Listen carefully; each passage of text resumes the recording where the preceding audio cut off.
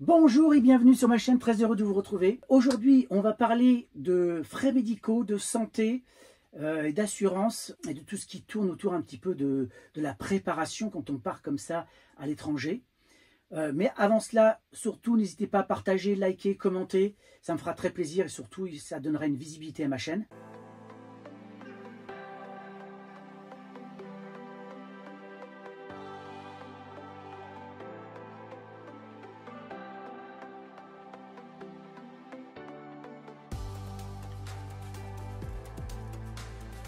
Donc, je vais vous parler donc des frais médicaux. Je vais vous parler aussi de vous donner quelques conseils pour vous préparer. Frais médicaux à l'étranger, donc que rembourse l'assurance maladie? Ça, c'est une question que certains posent sur Internet. En tout cas, j'ai vu comme ça des questions apparaître. Donc, tomber malade ou avoir un accident loin de chez soi peut rapidement transformer des vacances à l'étranger en véritable cauchemar. Heureusement, l'assurance maladie propose des solutions pour aider les voyageurs français à couvrir leurs frais médicaux quand ils sont hors du territoire. Précisément, quelles sont les dépenses prises en charge par l'assurance maladie dans un tel contexte? Donc, cette dernière couvre les consultations médicales, les médicaments prescrits, les hospitalisations et autres soins ambulatoires nécessaires. Les niveaux de remboursement des frais médicaux peuvent toutefois varier en fonction du pays où les soins sont dispensés et du type de prestations médicales reçues. En France, le remboursement est calculé à partir d'un tarif de base fixé au préalable par la Sécurité sociale. En dehors de nos frontières, le remboursement se base sur les tarifs français ou sur ceux en cours dans le pays de séjour si la couverture s'applique via des accords internationaux. Alors, est-ce que la Sécurité sociale rembourse les soins à l'étranger? La Sécurité sociale en France rembourse les soins reçus dans un pays étranger sous certaines conditions. Dans l'Union européenne, l'espace économique européen, donc EEE, et la Suisse, les soins médicaux imprévus et nécessaires sont pris en charge par l'assurance maladie grâce à cette fameuse carte européenne d'assurance maladie, la CEAM. Cette carte permet à son titulaire de bénéficier des soins aux mêmes conditions et au même coût que les habitants du pays visité.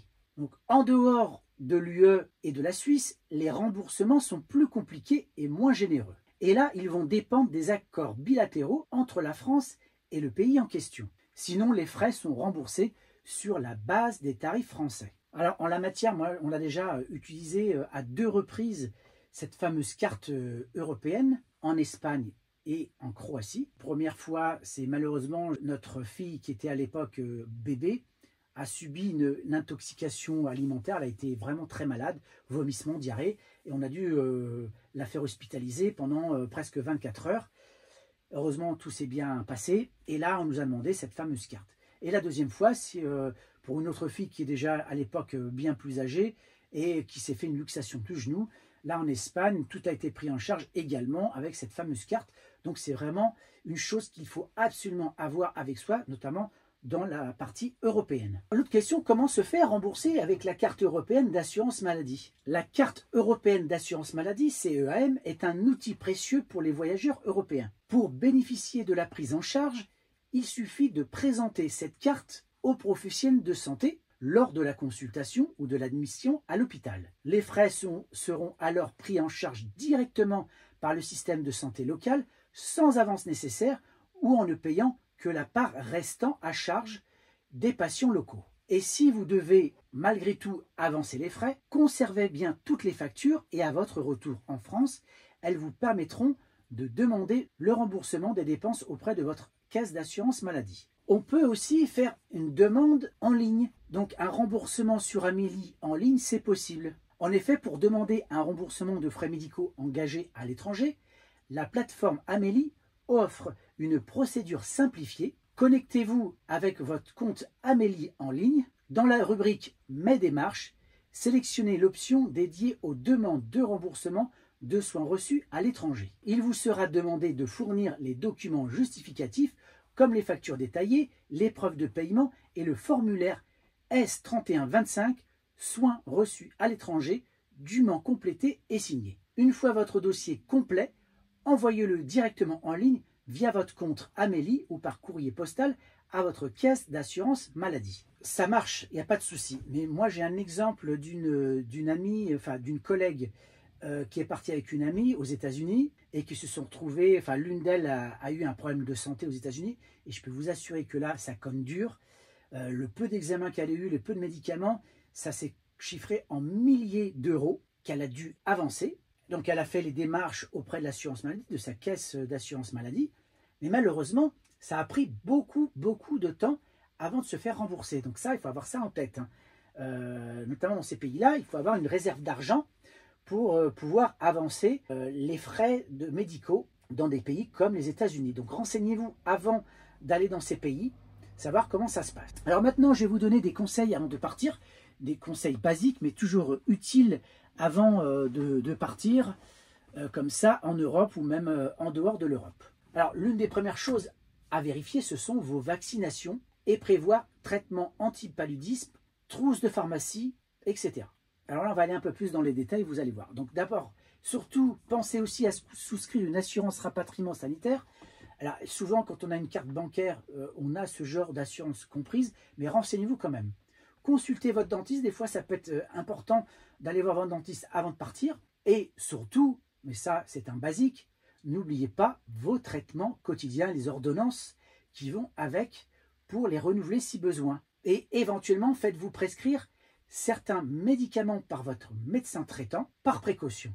Un médicament auquel je pense souvent, c'est les antibiotiques. L'amoxicilline qui est un antibiotique à large spectre ou des produits anti-allergiques. L'amoxicilline, pourquoi? Enfin les antibiotiques parce que des fois dans des pays, on a du mal à se les procurer. Vous voyez déjà en France, certains médicaments, c'est parfois compliqué. Et dans des pays, ça peut être en Afrique par exemple, on peut avoir des difficultés à les avoir tout de suite. Alors quand c'est urgent, et ben, attendre, ça peut être embêtant.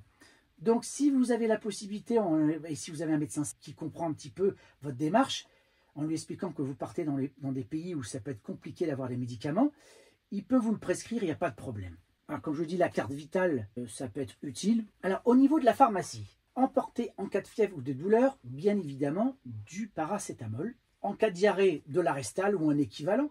Ça, je peux vous assurer que ça peut être très important de l'avoir. Contre les nausées, du Motilio. Autre chose qui peut être intéressant, c'est du Gaviscon ou quelque chose pour les problèmes d'estomac, parce qu'on peut être dans des pays où on va manger des choses un peu épicées, et malheureusement notre estomac peut ne pas supporter ce type de mets.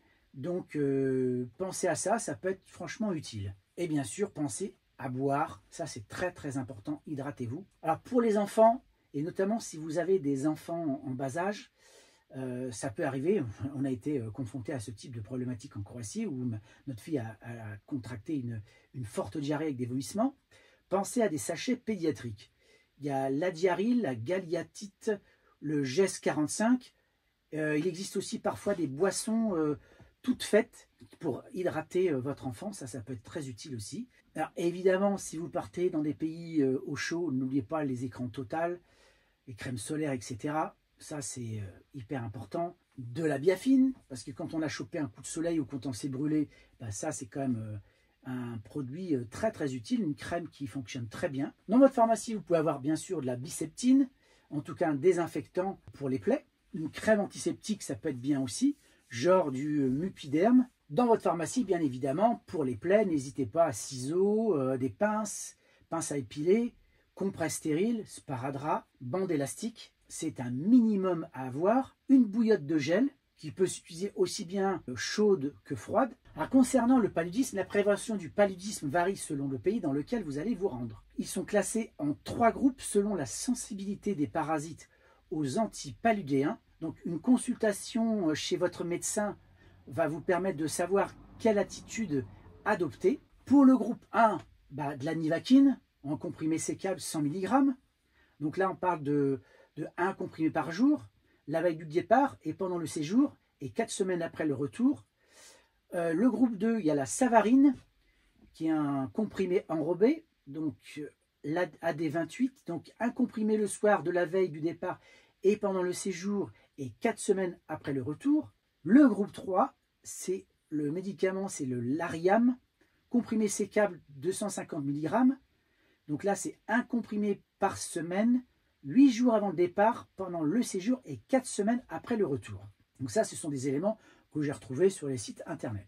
Donc qui dit paludisme dit moustique. Et là, pensez à protéger votre corps. Donc les moustiquaires bien sûr la nuit, insectifuges et des produits donc qui vont essayer de faire partir ces moustiques. Donc il y a le fameux 5 sur 5, une lotion tropique qui est plutôt efficace. Donc il y en a pour le corps et pour les vêtements. Il existe aussi des diffuseurs électriques qui sont plus ou moins efficaces. Moi j'ai acheté des lampes et surtout un produit répulsif. Donc ça c'est aussi des impératifs, surtout que les moustiques tigres maintenant il y en a un peu partout. Donc ça il faut l'avoir dans votre véhicule. Au niveau de l'alimentation, eh bien première des choses, c'est bien se laver les mains avant les repas, ça c'est une évidence. Évitez les crudités et pelez les fruits vous-même. Dans ces pays-là où il y a des risques de palud, mais surtout des risques de gastro, de tourista, il faut avoir des produits qui soient bien cuits, les fruits, les légumes. Au niveau de la boisson, ne boire que des boissons encapsulées ou des canettes. Sinon, vous filtrez, vous stérilisez l'eau.